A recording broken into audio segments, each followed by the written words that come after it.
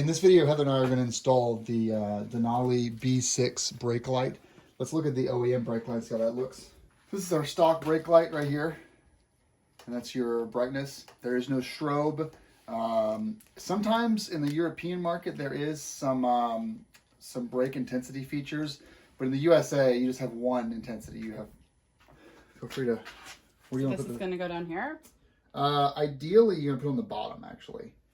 So, oh, okay, so that it doesn't cover. Okay, so what you're going to be doing is this is actually going to be installing down there. Exactly. Okay, before we commit to actually installing the brake light, let's make sure it works first. So Heather's going to take the brake light. She's going to plug it.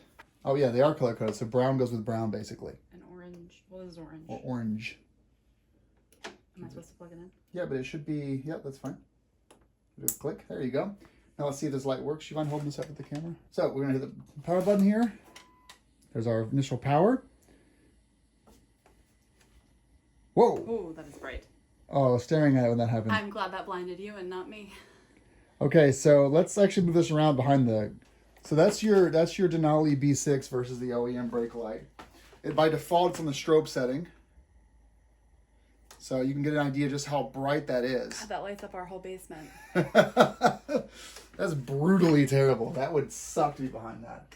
But great for the person on it. If the person behind you is texting and driving, they're definitely going to notice this thing coming to a stop. So Heather is currently on the other side doing some screwing because she's taking the T25 outlets right under here. There's two of them, one on each side.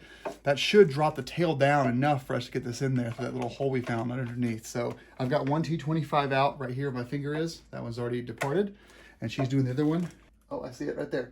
You've got two more T25s right on the bottom. Let's go check it out. Right up there, you've got two more T25s on both sides. We're actually trying to get this into this hole right here and have it fed up straight through without any sort of, we actually reuse this existing clip right there. Okay, so underneath are actually these bolts are a little bit longer, and I had to use the my T25 Wera Allen key because of the header on my Wera ratchet was actually too wide for that hole. So this little guy came in handy. It feels like it was only torqued down to like 15 Newton meters. So I believe it's being screwed into plastic. So if you look at the top here, right here, that little hook, there's one on each side, it's plastic. Okay, so we figured it out. So once you've dropped the bolts that are here on each side and the bolts that are underneath, the two of them, you're basically able to remove this fender, or at least drop it enough to give you still some slack. Now mine can't drop fully because I've got this Jesse crossbar here, but you won't have that problem. And if you do, just loosen up both bolts on both sides. This is a 13 millimeter, and this will now move freely like this. Now, what you're gonna do is you're gonna put your B6 through that hole, the same hole that's shared with your brake light. And then from there, you're gonna feed it up through here on the right-hand side, right through this hole here. See that hole in there? You have a tug, Heather? It's right back there, but it's the only hole back there that this will fit through. And Heather's gonna go ahead and terminate this onto the CanSmart. Done. All right, now what we're gonna do is just basically the cleanup section. So before we actually tidy our tail, we're going to manage the way the B6 connects. So we're going to affix this, and then we're going to use zip ties to kind of tidy up all that cable that's going through there.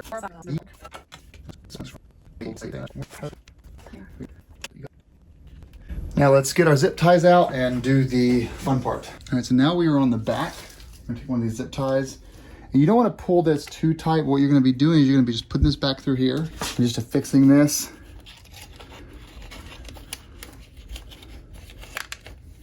to your tail.